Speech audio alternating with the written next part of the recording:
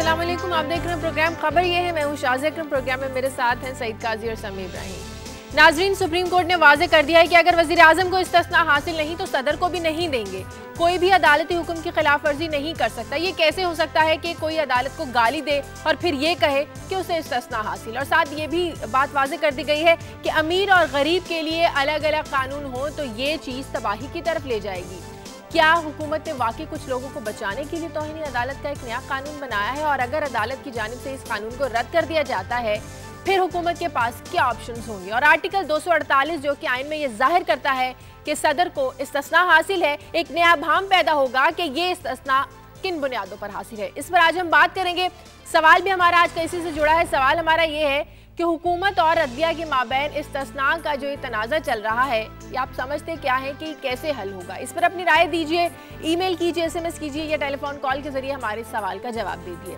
और भी बहुत अहम खबरें आपके साथ शेयर करने के लिए सबसे पहले काई साहब से आज के दिन की खबरें लेते हैं। जी काई साहब। शाजिया, मैं आगाज़ में बात करूँगा, एक एरिक मॉर्गलिस का कॉलम आया है, क्योंकि आजकल लंदन और ये जो सारी बातें बहुत चल रही हैं, जो स्कैंडल्स आए हैं, तो उसने पोर्ट रॉयल का जिक्र किया, जो जमैका की एक बस्ती थी जिसे गुनाहों की बस्ती कहते थे।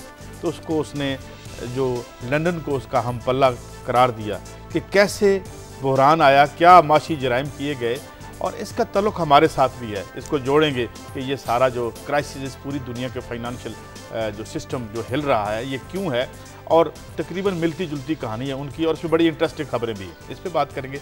फिर कुछ दिन पहले 25 रुपए कम की गई थी कीमत LPG की, आज फिर बढ़ा दी गई, और डिस्ट्रीब्यूटर एसोसिएशन का ये कहना है कि ये अनकॉल्ड फॉर है, और ओगरा ने जो हदायत की थी उसकी ये वायोलेशन है, और ये शहरों में अब 150 से 160 रुपए तक बिक रही है। तो फिर से लगता है वो कार्टल्स जो है वो सरगर्म हो गए हैं। और आखिर में बात करेंगे कि ये जो हमारी स्टैंडिंग कमेटी है नेशनल असेंबली में, उसने कहा है कि थर कोल प्रोजेक्ट जो है उसके फंड जो 9-9.5 बिलियन रुपए के वो जारी नहीं किए गए दूसरे मरहले के लिए।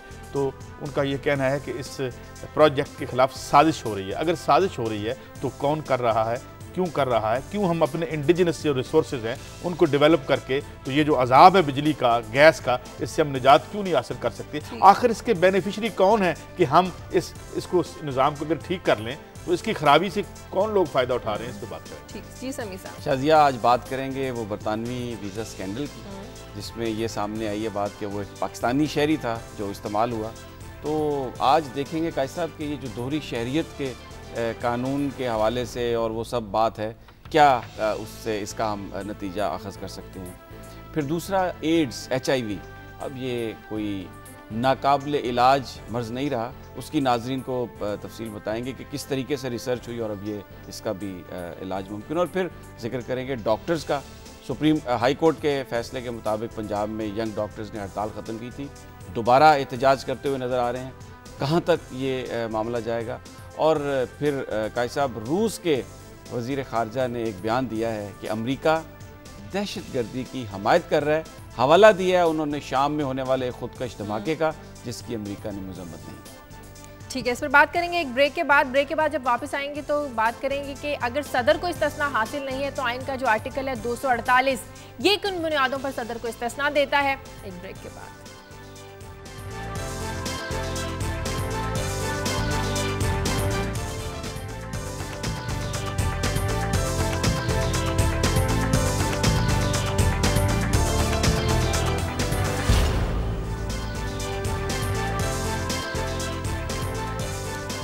ब्रेक के बाद खुशामदीद। सुप्रीम कोर्ट कहती है कि अगर वज़ीर आज़म को इस्तिस्ना नहीं तो सदर को भी नहीं देंगे। लेकिन समी साहब, आइन का आर्टिकल 248 से कहता है कि सदर को इस्तिस्ना हासिल है, लेकिन किन बुनियादों पर? अब एक नया बहस शुरू होगी, नया भाम शुरू होगा। नहीं, एक तो पहले मैं, आपने ये जो कहा ना कि सुप्रीम कोर्ट कहती है, सुप्रीम कोर्ट ने तो ये नहीं कहा। चीफ जस्टिस साहब ने अपना एक रिमार्क दिया है। कोर्ट के कहने से मुराद ही होती है जब कोर्ट कोई फैसला दे देता है। कल भी हम बात कर रहे थे, नहीं, उन्होंने जिस तरह कहा कि नहीं देंगे, जिस तरह से नहीं, ऐसे ही कहा। हाँ, जैसे तो आपने पहले कहा ना, तो ऐसे ही कहा नहीं, उन्होंने, देखिए फैसला नहीं है ये। हाँ। जजेस के जो रिमार्क्स होते हैं वो उनकी हैसियत फैसलों की सी नहीं होती, लेकिन एक सोच को जाहिर करती है। जब वो सोच फैसले में आ जाती, सोच को जाहिर करती है। लेकिन शाजिया, फिर भी उसको फैसला तब कहते हैं सुप्रीम कोर्ट का जब वो फैसले में मेंशन हो जाता है। ये रिमार्क एक आया है और उसका एक अपना कॉन्टेक्स्ट है। डेफिनेटली उससे, जिस तरह से उसने अखबारों को उठाया है, तो उससे एक नई कंट्रोवर्सी होगी। हम ये कल भी अपने प्रोग्राम में कह चुके हैं और बार बार यही अदलिया से भी दरख्वास्त करते हैं कि 248 जो मामला है सदारती इस्तिस्ना का, उस पर कोर्ट अपनी एक रूलिंग दे दे, उस पर बाकायदा तौर पर अब ऐसा मौका है कि वफाक या सदर साहब का वकील आए और इस मामले को वंस फॉर ऑल सेटल कर दिया जाए कि इसमें कोर्ट क्या कहती है, और फिर अगर पार्लियामेंट उस तशरीह को नहीं मानती या उसमें मजीद लेजिस्लेशन की ज़रूरत है तो पार्टियां बैठ के उसमें लेजिस्लेशन कर लें। लेकिन जो एक तकलीफ दे बात थी, क्योंकि ये भी जैसे आपने इसको कह दिया कि सुप्रीम कोर्ट कहती है, अब कल मैं जजेस के रिमार्क्स देख रहा था, मतलब मैंने कोट किए हैं, ये कुछ चीज़ें लिखी हैं। अब जो पार्लियामेंटेरियन जो वॉकआउट करते हैं उसमें जस्टिस तसद्दुक दिलानी साहब ने, उनका ये कहना था कि जनाब ये तो जो वॉकआउट है इससे तो ऐसा लगता है कि ये जैसे मैंडेट से धोखाधड़ी की जा रही है, यानी ये जो गुफ्तगू वो कर रहे हैं, धोखाधड़ी कौन करता है? धोखा देने वाला। तो जो इलेक्टेड लोग हैं उनके बारे में इस किस्म की जो लैंग्वेज, चाहे वो कोर्ट हो चाहे वो कोई किसी फोरम पर भी इस्तेमाल की जाए, वो इंतहाई नामुनासिब है। फिर जस्टिस खिलजी आरिफ साहब ने कहा कि ये जो वोटर के हक से ये नाइंसाफ़ी है कि अगर आप वॉकआउट कर जाएं, वो बात हो रही थी तौहीन अदालत कानून के पर बहस नहीं हो रही थी ना। तो देखिए पार्लियामेंटेरियंस जो पार्लियामेंट के अंदर जो भी एहतजाज का तरीका अपनाएं, उसको ये कहना कि ये मैंडेट से उसके मुतरादिफ है, धोखाधड़ी के मुतरादिफ है, या ये कि जी वो बैठ के कॉफ़ी पी रहे हैं, ये जो रेडिक्यूल करना पार्लियामेंटेरियंस को, मैं पहले दिन से ये कहता हूँ, कोई भी इदारा, कोर्ट हो या पार्लियामेंट, हमारे लिए बड़े वो काबिल एहतराम है। एपेक्स कोर्ट है एक तरफ, दूसरी तरफ इलेक्टेड लोगों का फोरम है। ये जो एक चीज़ है, मेरा ख्याल है इससे परहेज किया जाए। मैं जरा ऐड कर दूं, अभी कल ही बात हो रही थी और बहुत से लोग कह रहे थे कि सुप्रीम कोर्ट की जो इज्जत है वो उसके फैसलों के जरिए होती है, वो किसी कानून के जरिए नहीं होती। इसी तरीके से जो पार्लियामेंटेरियन है उसकी इज्जत सिर्फ इसलिए नहीं हो जाती कि वो पार्लियामेंट में बैठा हुआ है या वो वोट लेके आ गया है बावजूद, या वो वो एक खास तबके का नुमाइंदा होने की वजह से वो मेंबर असेंबली बन गया है। हाँ। उसने लेजिस्लेशन क्या की है? उसने उन लोग जो ओथ लेके आया था अवाम के लिए, हाँ। क्या उसने वो फर्ज पूरा किया? हाँ, उसने उस क्या उसने अवाम के मफाद की निगहदाश्त या निगरानी की? हाँ। या उन्हीं के मफाद और की निगरानी करता रहा जिनके मफाद की निगरानी डिक्टेटर्स और उनके कासा लेस करते थे? तो ये आपके अमाल हैं, ये आपके काम हैं जो आपको इज्जत अर्न करते हैं या आपको बेमानी बना देते हैं तारीख में। लिहाजा मेरे ख्याल में अच्छा, साथ ही अदालत ने, मैं तो यही जो मैंने, आप जरा थोड़ा वो परेशान हो जाते हैं, पार्लियामेंट का नाम बीच में शामिल करता हूं, तो मैं भी यही बात कह रहा हूं कि चाहे पार्लियामेंट हो चाहे कोर्ट हो, उनके जो फैसले हैं उनकी इज्जत उससे होती है, किसी कानून बनाने से नहीं होती। सर मैं भी कह रहा हूं कि ये जो रिमार्क्स हैं इस तरह के रिमार्क्स में देते हैं लोग की जानिब से दूसरे इदारे के बारे में, ये थोड़ा मैं समझता हूं, मेरा ख्याल है बतौर पाकिस्तानी अगर रिमार्क्स देते हैं जी, हमें पता चलता है जी कि ये अगर आपकी परफॉर्मेंस कुछ नहीं है, या 10 दफ़ा इसी काले सोफे पे बैठ के आप फरमा चुके हैं कि जी ये तो बात ठीक है कि इन्होंने डिलीवर नहीं किया, तो भाई हमने उन्हें पिकनिक के लिए भेजा था वहां पे, जो काम मेरा जो काम है वो तो मैं ना करूं, मगर सईद साहब की आप इज्जत करें, वो अपना काम तो ठीक नहीं करते, गलत काम करते हैं, बल्कि ऐन उस काम के बरक्स या उसकी जिद फरमाते हैं। मगर देखे ना उनको बुरा भला मत कहें मेरे भाई, मैं ये नहीं कह रहा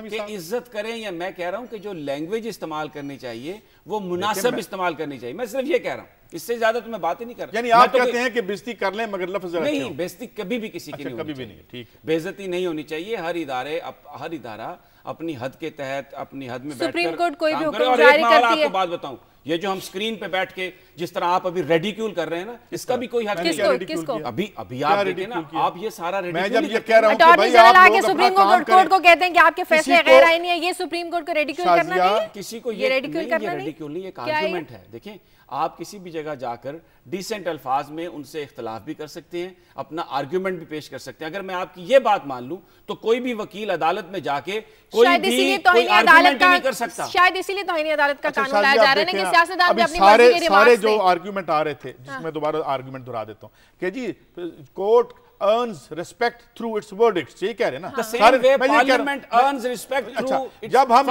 ये कहते हैं कि भाई तुम अपना काम करो, ये आपकी रिस्पेक्ट है, हम आपकी रिस्पेक्ट करेंगे। आपके पीछे लोगों ने जाने दी हैं भाई, लोग अगर 1-2-4 लीडर शहीद हुए हैं तो हजारों वर्कर भी शहीद हुए हैं। आप तो तमस्कर उड़ाते हैं ना कि हमने आपको पिकनिक पे भेजा हुआ है, हमने आपको ये भेजा हुआ है, नहीं तो आप तो रेडिक्यूल करते हैं ना।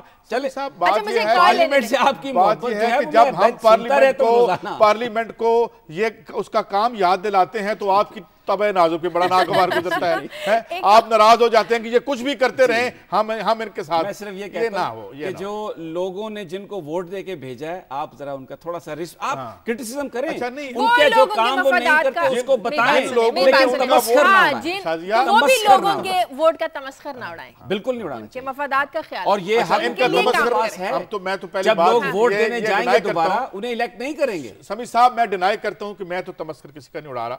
हाँ, आप उधर मत देखिएगा। तमस्खुर बड़ा याद आया आपको, जो मुबैना तौर पे मैंने उड़ाया है। उनको कुचल दें, उनको मजबूर कर दें कि ट्रेनों के आगे जाके आप लेट जाएं और मर जाएं और हम हंसते रहें। नहीं, ठीक है, ये होता है। और आप गुर्बत देखें, आप अपना काम न, आप वहां जाके बजट पास करें जिसमें अमीरों को आप बिल्कुल टैक्स ना करें और हर 15 दिन बाद गरीब को टैक्स कर दें, मगर हम बात करें तो तमस्खुर बन जाता है। उधर उनकी जान पे बनी है, इनकी जरा थोड़ी सी हमने गुफ्तगू कर ली तो जान, आपने इसको इतना इशू बना दिया। आपके भाषण सिर्फ आप नहीं, और भी बहुत सारे इस तरह के भाषण आते रहे, लेकिन मैंडेट क्या था? जिस यूसुफ रजा गिलानी को आपने इंतहाई करप्ट कहा, उसका बेटा तमाम सियासी जमातों को हरा के पहुंच गया। अब वो आप मानने के लिए तैयार नहीं है। अब आप आ जाएंगे 19%, 21%, 22% जमहूरियत। ये बात ये है कि आप लोगों के मैंडेट को रिस्पेक्ट करना सीखें। मैं सिर्फ यही आपके दामन पे लगे हुए स्याह धब्बे इलेक्शन की एक विक्ट्री साफ नहीं करती। तारीख ये नहीं देखेगी, कल जब तारीख लिखी जाएगी तो ये नहीं देखेगी कि चूंकि वो इलेक्ट हो गए थे लिहाजा उनका कत्ल माफ कर दो। ये नहीं होता। मुझे कॉल लेने दे, कानपुर से कॉलर है अब्दुल लतीफ। हेलो जी। वालेकुम सलाम जी। हाँ जनाब, हम ये समी इब्राहिम साहब से ये तकाजा करते हैं कि ये हमेशा हमेशा पार्लियामेंट की सपोर्ट करते हैं। हाँ, तो काजी साहब इस बात पे सही बात करते हैं कि भाई देखो, ये लोगों की एहताज हैं, ये धरने हैं, ये ट्रेनें बंद हैं, ये पीआई का खसारा है, स्टील मिल का खसारा है। आखिर ये जो पार्लियामेंट बैठे हैं, इनका क्या काम है? क्या चीफ जस्टिस साहब ने रिमार्क सही नहीं दिए? मिस्र का हशर देखो, शाम का हशर देखो। क्यों? आखिर पार्लियामेंट के अगर ये मैंडेट उसको मिलता है तो वो अवाम की वजह से मिलता है। तो अवाम का कदर कीमत की जाए कि अवाम को देखे वो नंगे हो गए हैं, भूखे हो गए हैं, सर से छत उड़ गई है, पर खाने को रोटी नहीं मिलती है। समीर साहब से ये पूछते हैं कि आखिर आप ठीक है, पार्लियामेंट की भी कोई एक मंजिल है कि वो इस बात पे कभी सोचते हैं? अभी वज़ीर आज़म के बेटे साहब ये इलेक्शन जीत के आए हैं।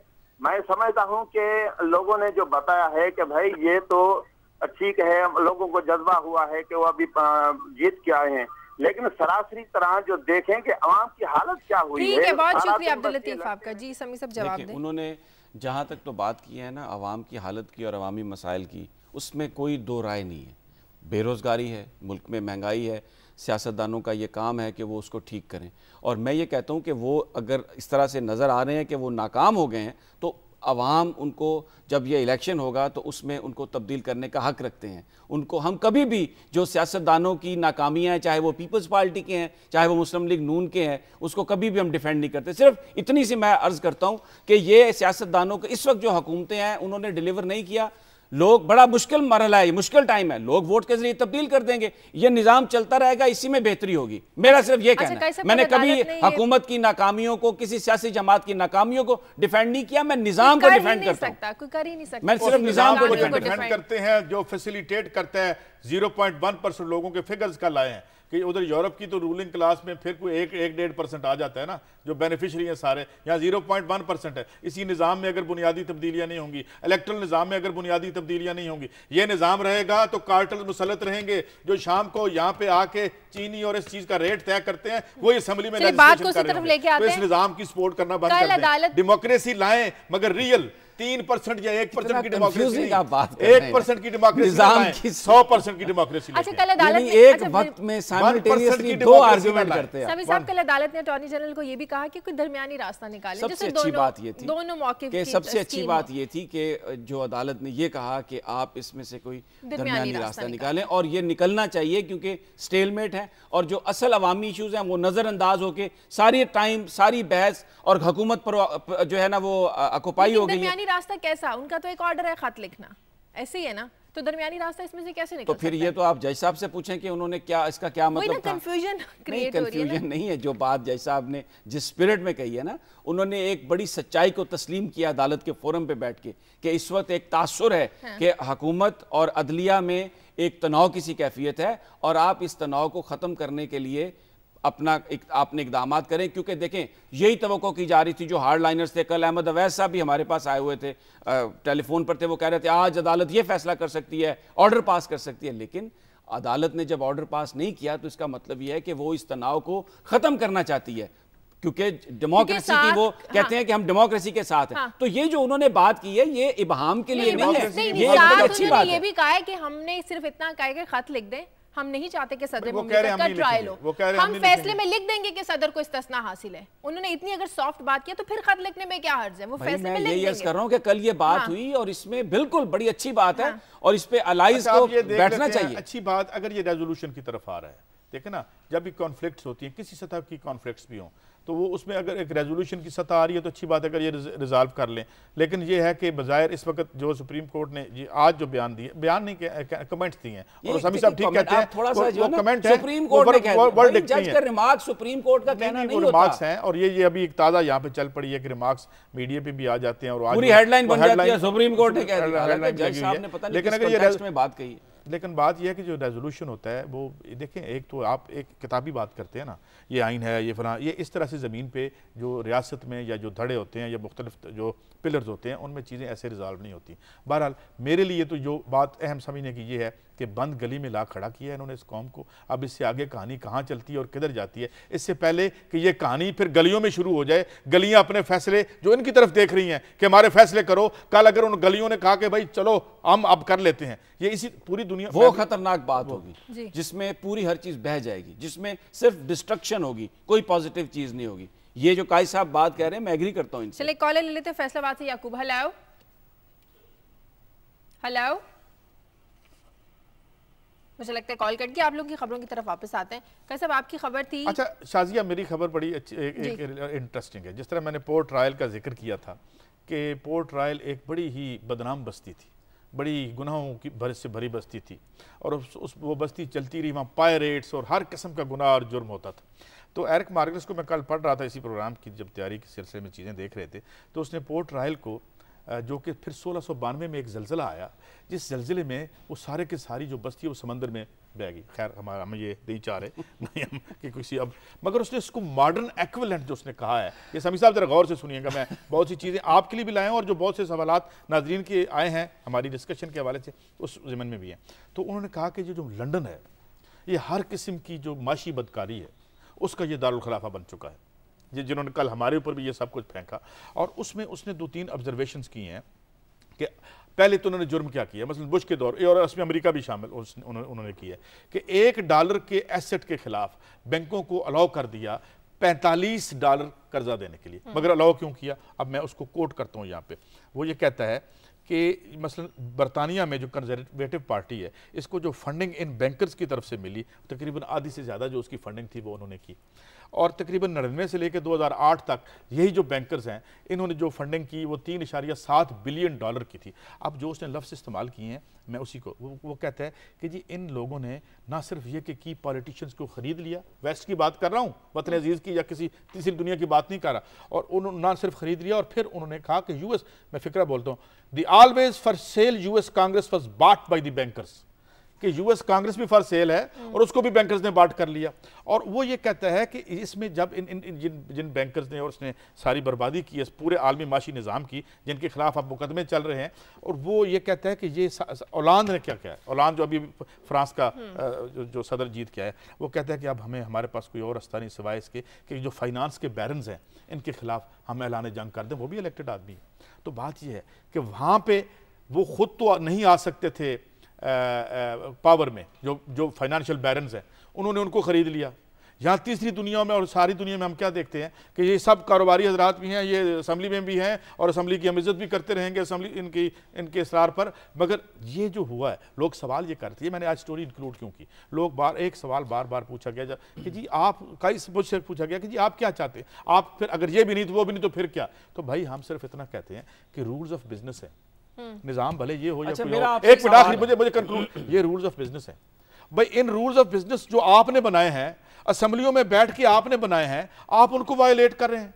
हम कहते हैं कि एक खेल है जिंदगी, एक निज़ाम है या एक खेल है इस निज़ाम का। उस खेल के जो कवानीन आपने वजह की हैं भाई, उसमें नहीं लिखा गया था ये कि आप वेस्ट में पॉलिटिशियंस को खरीदेंगे, ये नहीं लिखा गया था कि पॉलिटिशियंस फिर बैठ के वो लेजिस्लेशन करेंगे जो एंटी पीपल हो और उनके। तो अच्छा, ये मेरा यही आर्गुमेंट। मैं एक सवाल मैं पहले बता दूं उनको, मैं आपसे सवाल ये करना चाहता हूं कि आपने ये एक बड़ा थीसिस दे दिया कि पॉलिटिशियन खरीद लिए गए और बैंकर्स मैंने नहीं दिया, नहीं, ये उनके रिस्पेक्टेड नहीं, वो जर्नलिस्ट को। अब आप थोड़ा सा ये, अगर आपने बात उससे कन्विंस हुए तो आगे आपने मैं बात कन्विंस की ना। हूं। तो मेरा सवाल आपसे ये है, मुझे ये बताइए कि अमेरिकी कांग्रेस ने कोई लेजिस्लेशन की कर्जों को आसान बनाकर $1 की प्रॉपर्टी के एवज $45 का कर्जा देने की कोई कानून साजी की गई अमेरिका में?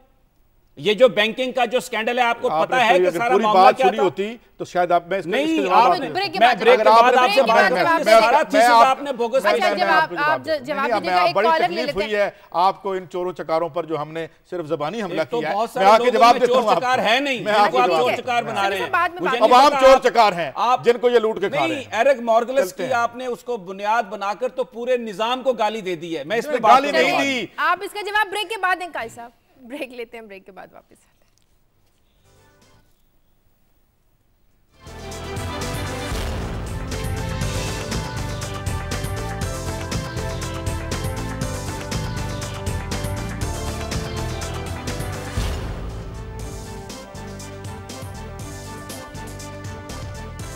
ब्रेक के बाद खुशामदीद जी, कैसे समी साहब की बात कर रहे हैं? दिलावजी शनशाह जज्बात बन रहे हैं ना।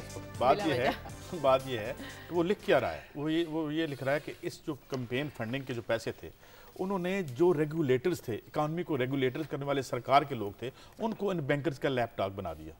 ठीक है, चुनाचे उन्होंने नहीं देखा कि ये जो आज HSBC का जो स्कैंडल है, बार्कलेज का जो स्कैंडल हुआ है, अभी वॉल स्ट्रीट जो है वो उसके बाद तो एक बहुत बड़ी तहरीक शुरू हो चुकी है, जिससे ऑक्यूपाई दी वॉल स्ट्रीट। अभी हमारे अखबारों में लगा था कि तकरीबन बात ये है, देंगे कुछ। हाँ जी बोले। देखिए, ये बार्कलेज बैंक है, रूपर्ट मर्डॉक का मीडिया का जो सारा एक बहुत बड़ी एम्पायर थी, ये सारी चीज़ें, सारी गलतियां जिनका आप जिक्र कर रहे हैं, उसी निज़ाम में पकड़ी गई।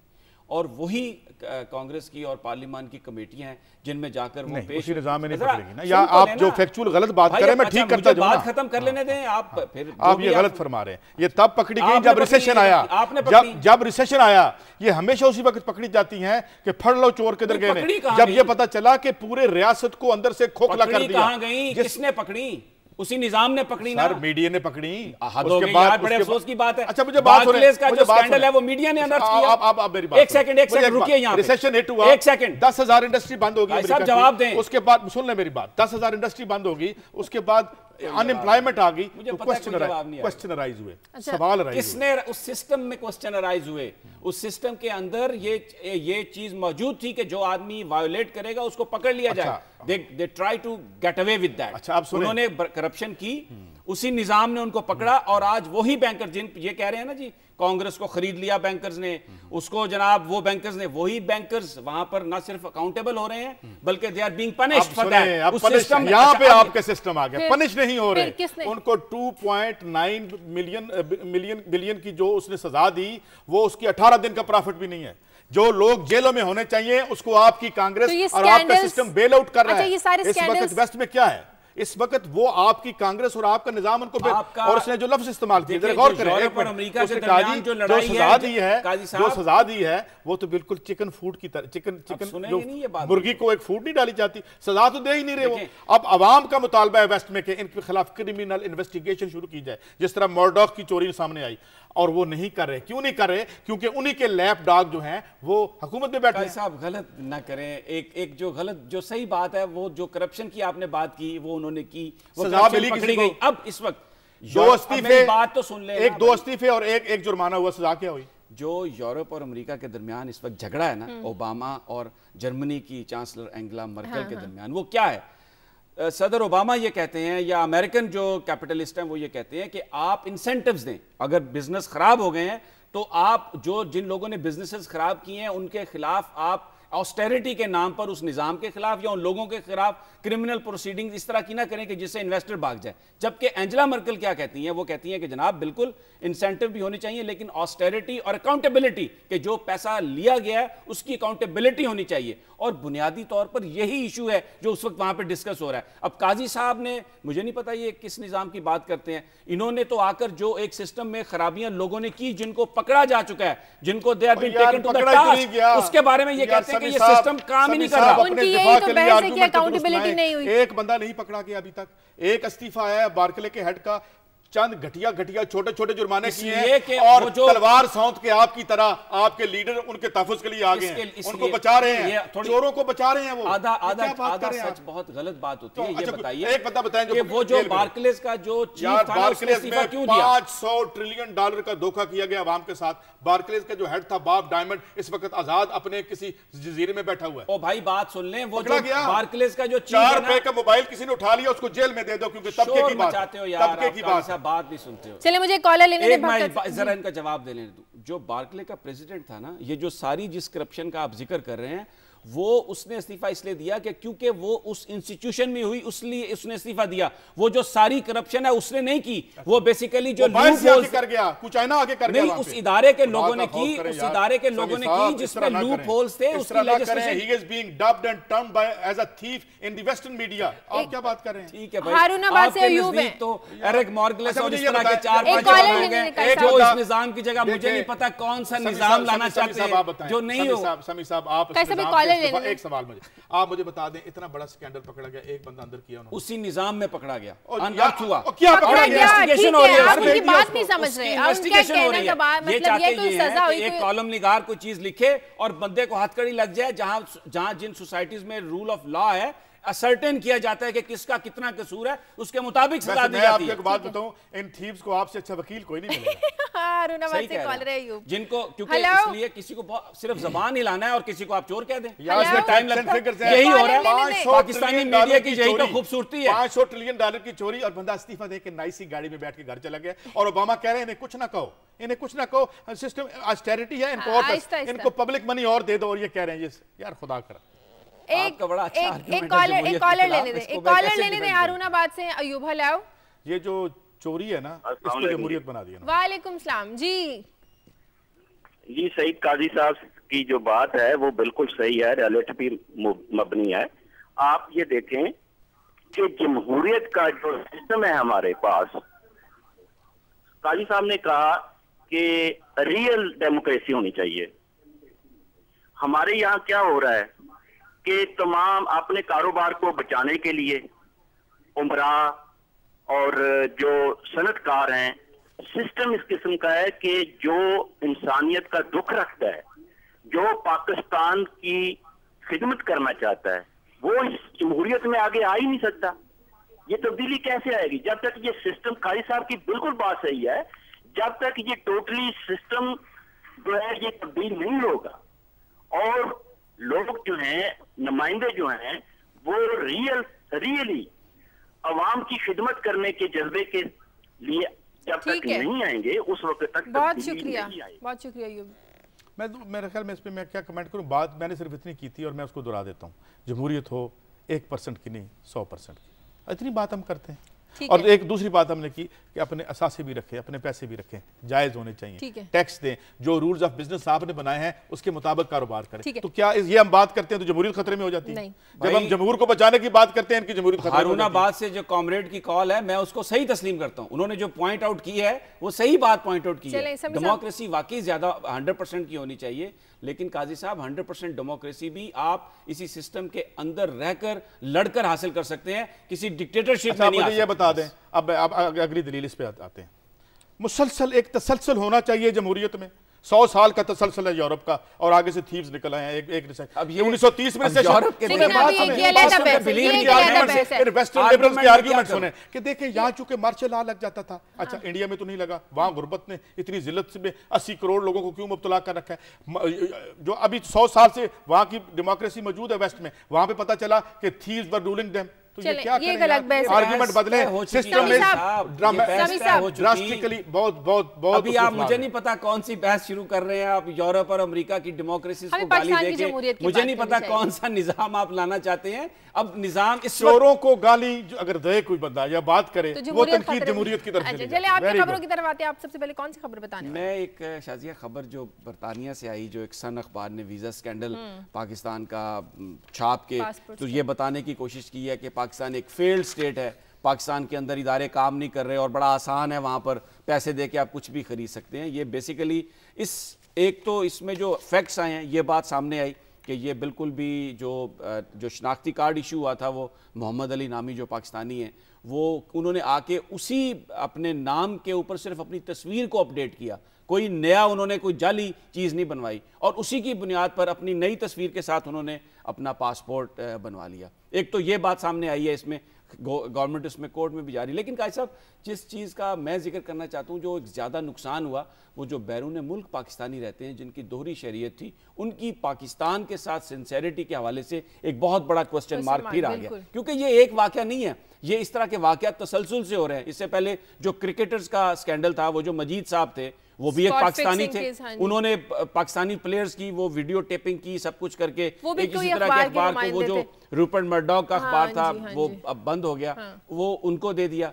तो ये जो अब ऐसे जो हमारी इस वक्त पार्लियामेंट में जो बात हो रही है कि दोहरी शरीयत के जो लोग हैं क्या वो पाकिस्तान में आकर किसी जगह हिस्सा बन सकते हैं, बहुत सारे ऐसे पाकिस्तानी जो गालबन इन लोगों की तरह नहीं सोचते होंगे जिन्होंने ये काम किया और वो बाहर रहते थे, अब उनकी सिंसियरिटी पर भी एक बहुत बड़ा क्वेश्चन मार्क आएगा। और मेरा ख्याल ये है खाई साहब कि इन वाकयात की वजह से अब वो जो ऐसे पाकिस्तानी जो दोहरी शरीयत रखने के बावजूद पाकिस्तान के साथ लॉयल थे, गालबन लेजिस्लेशन में वो चीज हासिल नहीं कर सकेंगे जो वो पाकिस्तान के लिए वो हासिल करके खिदमत कर सकते हैं। एक कॉलर ने कराची से शाहिद, हेलो जी शाहिद। अस्सलाम जी, मैं बात करना चाहता हूँ, अस्सलाम वालेकुम, तीनों हज़रात साहब से बात करना चाहता हूँ जी।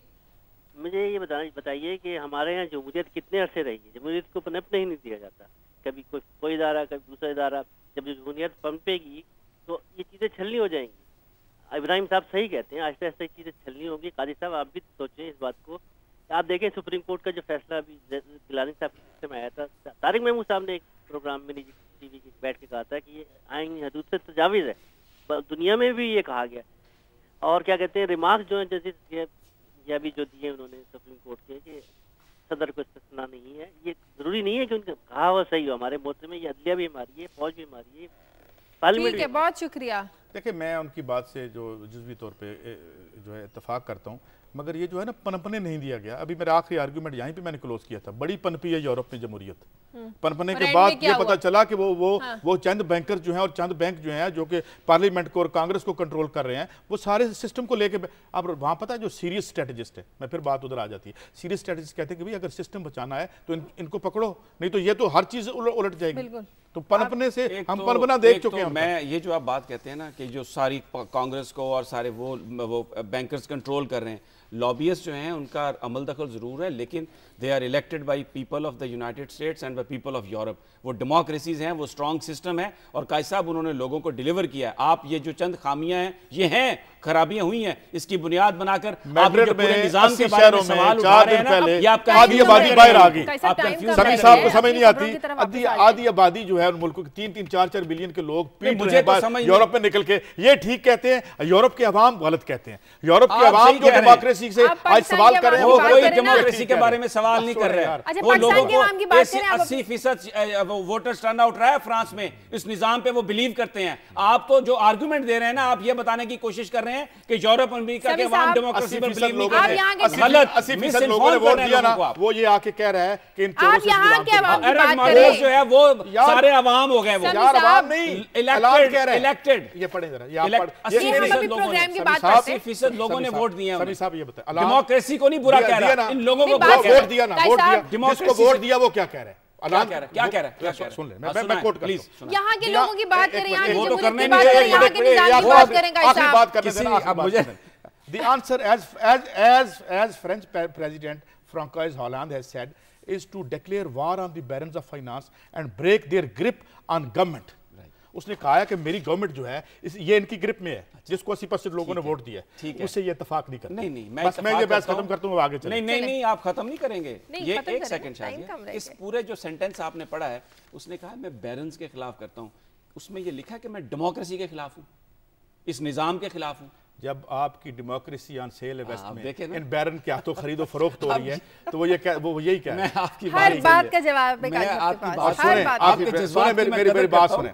अवाम वहाँ पे एक सर्वे हुआ वेस्ट में, उन्होंने कहा कि हमारा ये ख्याल था कि बैंकों को पार्लियामान कंट्रोल करती है, अब हमें पता चला है बैंक पार्लियामान को कंट्रोल कर रहे हैं। आपकी राय? कभी बैंकों का नाम लेके कॉलर जंग से कॉलर है साजिद। हेलो, अस्सलाम वालेकुम जी साजिद। सबसे पहले तो शाजिद खान को मैं आपसे एक गुजारिश करना चाहूँगा समीर साहब से और सईद काजी साहब से कि इतनी डिस्कशन ना किया करें, कुछ कॉल भी ले लिया करें, बहुत इंतजार करना पड़ता है। तो दूसरे नंबर पे मैं समीर साहब से करूँगा कि जिस जमहूरियत को समीर साहब डिफेंड कर रहे हैं, मैं अभी ये सदर के इस्तिस्ना के बारे में करते हैं कि जब भी कभी टीवी पे बात होती है वो कहते हैं कि हम आवाम के मैंडेट से आए हैं, यानी कि करोड़ों आवाम ने इनको वोट जो है वो दिए हैं और ये यहाँ तक पहुंचे हैं। अब काबिल गौर बात है कि अब ये इस्तिस्ना मांग रहे हैं और सुप्रीम कोर्ट को भी देखना चाहिए कि इस वक्त सुप्रीम कोर्ट जिस जमहूरियत को भी सुप्रीम कोर्ट डिफेंड कर रही है, वही जमहूरियत सुप्रीम कोर्ट के बिल्कुल अगेंस्ट खड़ी है। और आप इसके ऊपर गौर करें कि जमहूरी निज़ाम ने एक्सटॉर्शन, वायलेशन और एक्सप्लॉयटेशन के अलावा पाकिस्तान के अवाम को आज तक कुछ नहीं दिया। समीर साहब, मैंने आपसे पहले भी कॉल की थी और आपसे एक चीज मैंने जो उसके मीनिंग्स मांगे थे, प्लीज वो आप जरूर दीजिएगा कि वो मेरी कॉल के नेक्स्ट डे जो है उस पर भी किसी ने आपके मीनिंग्स मांगे थे कि what is the definition of democracy in Pakistan. Please इसका आप जरूर जो है ना एक्सप्लेन बहुत शुक्रिया, डेफिनेशन बता दें जी डेमोक्रेसी की। डेफिनेशन तो यही है ना कि लोगों की हुकूमत हो, लोगों को फैसले में शरीक किया जाए। दुनिया में इसकी 2-3 फॉर्म है, कहीं डायरेक्ट डेमोक्रेसी है, कहीं इनडायरेक्ट डेमोक्रेसी है। अब वो पाकिस्तान में भी जमहूरियत का वही मतलब है जो लेकिन जो मतलब आप बता रहे हैं उन्हें नजर नहीं आ रहा पाकिस्तान में। या फिर आप बताएं। नहीं आप बताएं। जो मतलब आप बता रहे हैं ना, उनको नजर नहीं आ रहा है यहाँ पर। उनका कहने का मकसद ये है बेसिकली वो जो कॉल थी जंग से, क्योंकि वो इस बात की तरफ निशानदेही कर रहे हैं कि जो सियासतदान हैं वो कौम की लोगों की तवक्कुआत पर पूरा नहीं उतर सके, और जो मीडिया में खबरें आ रही हैं उसमें उन सियासतदानों ने रिश्वत, करप्शन से अपने ख़ानदानों की ज़िंदगी को तो बेहतर बनाया, और जो उनका असल फरीज़ा था लोगों की खिदमत करने का वो पूरा नहीं किया। मैं इस बात से एग्री करता हूँ, मैं उनकी इस बात से मैं कहता हूं कि इस वक्त जो हम ये बहस कर रहे हैं उसकी वजह ये है कि जो सियासतदानों का असल फरीज़ा था वो उन्होंने नहीं सर अंजाम दिया और अपने ज़ाती जेबें भर ली। लेकिन मैं अगली बात जो कहता हूं जिस पे काजी साहब बड़े सीख पा हो जाते हैं कि इनको पकड़ने का, इस निज़ाम को ठीक करने का तरीका इसी में है, यही तरीका है कि इस निज़ाम में रहते हुए आप कोशिश करें अवाम अपना बिल्कुल हक से इस्तेमाल करें और अकाउंटेबिलिटी करें, कोर्ट भी मजबूत होगी और जो सही करेक्टर वाले लोग हैं वो भी देखें ना, वो कानून इस्तिस्ना के ले आए हैं कि बड़ों को नहीं पकड़ना, तो और फिर डेमोक्रेसी होगी, और फिर इन्होंने डिलीवर नहीं किया लिहाजा हम इन्हें खराज तहसीन पेश करते हैं। इन्होंने कोई अपना काम नहीं किया लिहाजा ये बड़े अच्छे लोग हैं। इस तरह की बात कर लेते हैं ताकि नज़ा ना हो। अब आप तो हस्बे हाल शुरू कर दिया आपने, अब सियासत पे बहस तो आप करनी, यही हाल है हमारा। जद्दा से कॉलर अब्दुल मजीद। हेलो, अस्सलाम वालेकुम। वालेकुम सलाम जी। जी समीर साहब क्या हाल है? जी ठीक ठाक जी। हाँ जी, ये बात कीजिए अब्दुल मजीद, अगर टेलीविजन की आवाज कम कर दें और हमसे बात करें तो ज्यादा मुनासिब होगा। हेलो हेलो जी जी बात कीजिए। लगता है कॉल कर दिया। अब स्टोरीज की बात कर लें। शाजिया, एक बड़ा अच्छा इकदाम किया था पीपल्स पार्टी में कि जो नए प्राइम मिनिस्टर साहब आए थे, 25 रुपये कम की गई थी कीमत LPG की। अच्छा, अब इसमें कुछ इन्होंने बढ़ा दी दोबारा से उसकी, और अब ये जो ट्विन सिटीज़ हैं जो इस्लामाबाद, वहाँ पे ये 160 रुपये kg बिक रही है और इधर 150 रुपये। अब इसमें जो LPG डिस्ट्रीब्यूटर्स एसोसिएशन के चेयरमैन साहब का ये फरमाना है कि ओगरा ने कहा था कि इसकी कीमत आप 83 रुपये 30 पैसे से ज़्यादा नहीं कर सकते। और एक और मामला भी कि 20% के करीब उन्हें इंपोर्ट की भी इजाज़त दी गई है। हो ये रहा है कि इंपोर्ट ज़ाहिर महंगी हो रही है, यहाँ बहुत सस्ती बन रही है, मगर आवाम से उस पूरी की पूरी जो 100% है उससे वो कीमत वसूल की जा रही है जो इंपोर्ट की है। अब ये किसका काम है?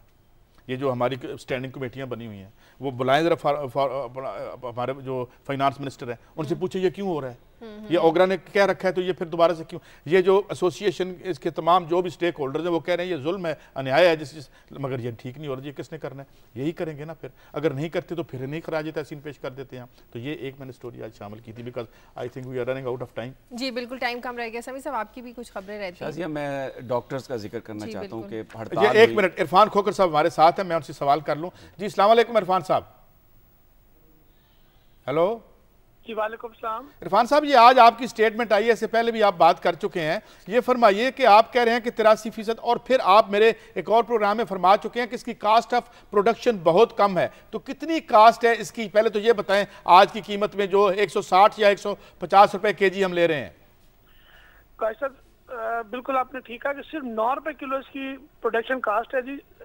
2006 में 17 रुपए किलो इसकी गवर्नमेंट प्राइस थी, और आज आप देखें तो एलपीजी की जो प्राइस फिक्स की थी ओगरा ने 5 जुलाई को सिर्फ 83 रुपीज पर केजी पूरे मुल्क भर के लिए लोकल गैस की, और जो इंपोर्ट मिक्स करके एलपीजी की प्राइस थी वो 86 रुपए पर केजी थी। आप यहाँ पे इस्लामाबाद और किर्दोनवा में देखें और एलपीजी की प्राइस 140-150 के करीब है।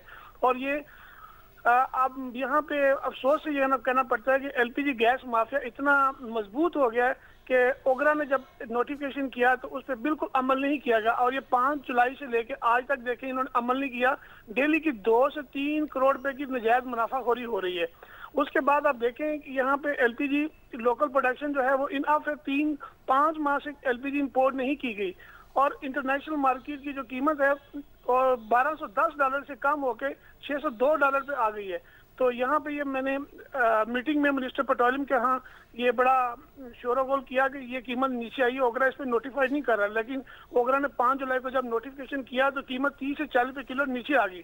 तो जो पाकिस्तान का गैस माफिया है, एलपीजी मार्केटिंग कंपनीज ने ये कीमतों पे अमल करने से इनकार कर दिया। आज ये अदालत में ये लोग चले गए।